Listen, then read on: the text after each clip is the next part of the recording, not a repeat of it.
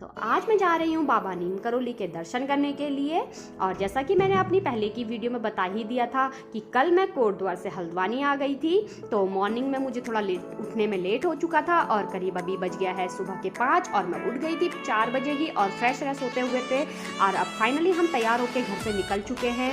तो जो बाबा का मंदिर है उसकी प्रसिद्धियाँ वैसे तो थी ही, पर जब से यहाँ पे फेसबुक के CEO और एप्पल के CEO यहाँ पर आए हैं और उन्होंने बाबा जी के दर्शन किए हैं और उसके बाद ही उन्हें जो प्रसिद्धियाँ हासिल हुई हैं उस वजह से ये मंदिर कुछ ज़्यादा ही फेमस हो गया है। और साथ ही जब पिछले साल यहाँ पे विराट कोहली और अनुष्का शर्मा आए उस वजह से भी बाबा जी के मंदिर को बहुत ज़्यादा प्रसिद्धियाँ मिली हैं। तो अभी फ़िलहाल मैं घर से निकल चुकी हूँ और रास्ते में जो भी मुझे जो भी आपको टूरिस्ट एरिया में जो भी बताने लायक कुछ व्यूज़ होंगे वो मैं आपको बताती चलूँगी। और फिलहाल अभी मैं यहाँ पे भरा लेती हूँ पेट्रोल। तो यहाँ पे भैया के पास नहीं है गूगल पे की सुविधा, तो हमें यहाँ पे कैश देना पड़ा और अब हम यहाँ से निकलते हैं आगे की ओर। तो अभी मैं पहुंच चुकी हूँ काठगोदाम, और काठगोदाम को कुमाऊं का द्वार भी कहा जाता है। और यहीं पे तक हमारी जो रेलवे सुविधा है वो यहीं पे तक है, इससे आगे रेल सुविधा नहीं है। तो और मेरे राइट हैंड पे पड़ता है यहाँ पे कोला बैराज और उससे कुछ ही दूरी पे है एक बहुत ही बड़ा स्टेडियम जिसका शुभारंभ अभी कुछ साल पहले हुआ है। और काठगोदाम से आगे निकलते हैं हम और अब हम चलने जाते हैं ऊपर की तरफ। तो देखिए यहाँ पे उगता हुआ सूरज कितना ही भव्य और मनमोहक दृश्य है। इस दृश्य को देखने के लिए फ्रेंड्स के लोग इस तरफ पहाड़ का रुख करते हैं और बहुत ही अभी का जो मौसम है वो बहुत ही सुहावना है और बहुत ही अच्छा है। तो फाइनली मैं पहुंच चुकी हूँ भीमताल। तो भीमताल एक टूरिस्ट प्लेस है और यहाँ पे बहुत छोटे छोटे रिजॉर्ट भी हैं, होटल्स भी हैं और यहाँ पे बोटिंग की सुविधा भी है। भीमताल अपने आप में बहुत ही बड़ा टूरिस्ट प्लेस है और इसलिए यहाँ पे बहुत ही भीड़ रहती है। यहाँ पे गर्मियों में ही नहीं और सर्दियों में भी बहुत टूरिस्ट लोग आते हैं और यहाँ के मौसम का बहुत आनंद उठाते हैं। और यहाँ पे एक ऑडिटोरियम भी है और यहाँ पे पैराग्लाइडिंग की सुविधा भी है। बहुत चीज़ें हैं। भीमताल की जितनी तारीफ की जाए ये उतना कम है। एक तो इसकी तारीफ वैसे ही अपनी ताल की वजह से अपने आप होती है और ऊपर से यहाँ पे जो छोटे छोटे रिजॉर्ट है, पैराग्लाइडिंग है, बोटिंग है, इसके लिए ये बहुत ही फेमस है। और अभी हम भीमताल से आगे की तरफ बढ़ेंगे और बाबा के दर्शन करने के लिए चलेंगे। तो अभी फाइनली मैं पहुंच चुकी हूँ भवाली पे। तो यहाँ पे करीब भवाली से 1 किलोमीटर ही हमें यहाँ पे पुलिस वाले भैया ने रोक लिया है और यहाँ पे इन्होंने इस बार बनाई है पार्किंग एरिया और पार्किंग की सुविधा दे रखी है जिससे कि छोटी गाड़ियाँ ऊपर की तरफ ना जा सके। तो हम अपनी गाड़ी यहीं पे पार्क कर लेते हैं। तो मैंने यहाँ पे अपनी गाड़ी पार्क लगाई है। तो देखिए यहाँ पे हज़ारों की तादाद पे 2 व्हीलर्स हैं, 4 व्हीलर्स इससे पहले पार्क हो चुके थे। तो अभी यहाँ पे पार्किंग एरिया में आप देख ही रहे होंगे हज़ारों की तादाद में हैं। और अब हम यहाँ से पार्किंग एरिया से बाहर निकलते हैं। तो यहाँ पे 2 पुलिस वाले भैया ऑलरेडी खड़े हैं जो कि गाइड कर रहे हैं सबको कि गाड़ी आप यहाँ पे पार्क करिए। तो इधर से हम पैदल का रास्ता है और करीब यहाँ से 12 किलोमीटर पे बाबा का आश्रम है। तो बाबा के आश्रम जाने के लिए हमें 12 किलोमीटर का सफ़र इसी तरीके से तय करना है। तो मेरा सरदर्द कुछ इस तरीके से हो रहा था कि मैं 12 किलोमीटर का सफ़र किस तरीके से तय करेंगे।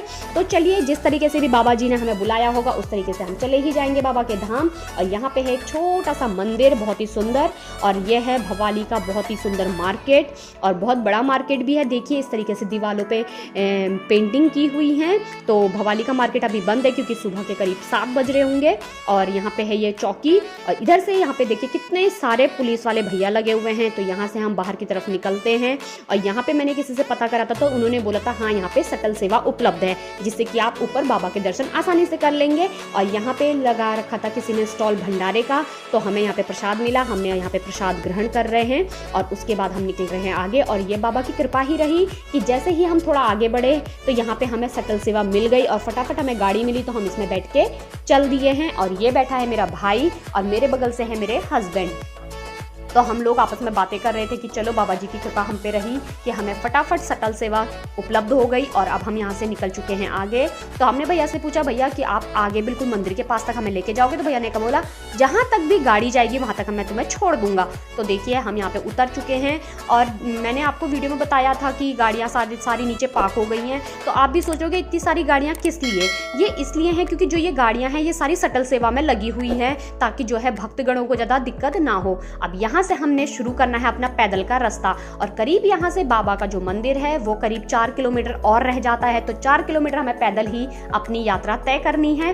तो यहाँ पे देखो, आप भीड़ देख के अंदाज़ा ही लगा रहे होंगे कि हज़ारों की तादाद में भक्तगण आ रखे हैं। हज़ारों तो क्या, अभी आप जब भीड़ देखेंगे तो देखिए यहाँ पे दिख रहा है हमें बाबा जी का मंदिर, बाबा जी का आश्रम। तो यहाँ पे हम बाबा जी को हाथ जोड़ के नमन करते हैं। भगवान बाबा जी आप सब पर अपनी कृपा बनाए रहें। और हाँ, आप अगर मेरी ये वीडियो देख रहे हैं, आपको ये मेरी ये वीडियो अच्छी लगी है तो इसे लाइक करें और ज़्यादा से ज़्यादा शेयर करें। और बाबा नीम करोली बाबा आप सब पे अपनी कृपा बनाए रखें। तो देखिए, मैं आपको दिखाती हूँ आज धाम में कितनी भीड़ है, कितने लाखों की तादाद में यहाँ लोग आए हैं। यहाँ मतलब ये केवल उत्तराखंड के ही लोग नहीं हैं। जब हम जैसे कि लाइन पे लगे हुए थे तो हमने किसी से मतलब बहुत आगे पीछे हम लोग बात कर रहे थे, तो उसमें हमें पता चला कि लोग कहाँ कहाँ से लोग आ रखे हैं, मतलब बहुत ही दूर दूर से।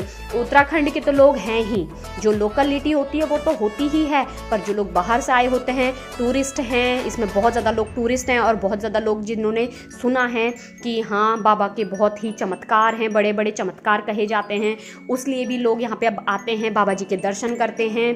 तो इस वजह से तो देख रहे हैं आप कि किस तरीके से यहाँ पे लाखों की भीड़ है।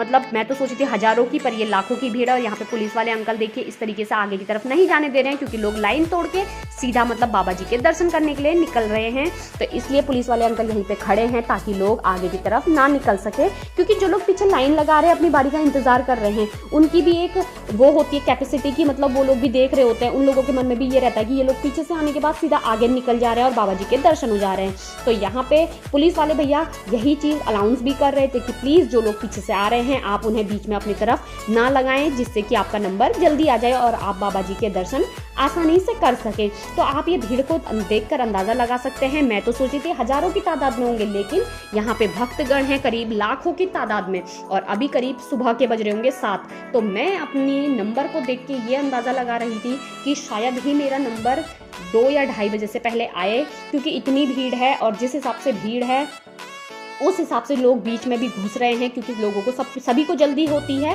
पर ये नहीं कि आप पीछे से आने के बाद सीधा आगे लाइन में लग जाएं। और देखिए इस वजह से मैं सोच रही कहीं 3 बजे ना आए, पर पुलिस वाले अंकल ने जब ये अनाउंसमेंट करी कि प्लीज़ कोई बीच में ना घुसे, तो उस वजह से थोड़ा सा लाइन स्मूथली आगे की तरफ चलने लगी और पीछे आगे के जो लोग लगे हुए थे उनको सीधा पीछे कन्वर्ट कर दिया गया भीड़ में। और यहाँ पे बाबा का मंदिर देखिए कितना सुंदर और भव्य नज़ारा है, बहुत ही सुंदर। और भक्तगणों को कुछ इसलिए भी यहाँ पे परेशानी नहीं हो रही, क्योंकि यहाँ पे चीड़ के बहुत बड़े बड़े पेड़ हैं। जहाँ पे चीड़ के पेड़ होते हैं वहाँ पे मौसम थोड़ा ठंडा ही होता है, इस वजह से इतना पता नहीं चल रहा है। अगर नहीं तो जिस तरीके से हल्द्वानी में गर्मी, अगर उस तरीके से इतनी लंबी लाइन होती तो शायद ही कोई दर्शन कर पाता, या शायद ही कोई इतना रुक पाता, क्योंकि फिर उतनी गर्मी में लोग आगे निकल जाते हैं। जो मेरे आगे से भैया जा रहे हैं वो मतलब समझो वो आसाम से यहाँ बाबा जी के दर्शन करने आए। क्यों? क्योंकि उन्होंने फेसबुक ट्विटर पे ये चीज़ें पढ़ी थी कि बाबा के बहुत बड़े बड़े चमत्कार हैं, तो वही चीज़ ये देखने और बाबा जी के दर्शन करने यहाँ पे आए हैं। और होता ही है जब कोई बाहर से आता है तो उसको ये रहता है कि यहाँ पे मतलब इसकी क्या मतलब जो फेमस है वो क्या है, क्यों है, कैसे है, क्या है। तो वो भैया हमसे पूछ रहे थे और हम उन्हें मतलब बता रहे थे कि अभी इस तरीके से जाएगा और यहाँ पे लाइन लगेगी, तो ऐसा ऐसा होगा, मतलब हम सारी चीज़ें बता रहे थे। और पुलिस वाले भी बार बार आके मतलब गाइड कर रहे हैं कि देखिए आप लाइन पे लगे रहिए। तो अब फाइनली मतलब वो टाइम आ चुका है जब हम बाबा जी के दर्शन करने के लिए मंदिर में मतलब एंटर ही करने वाले हैं।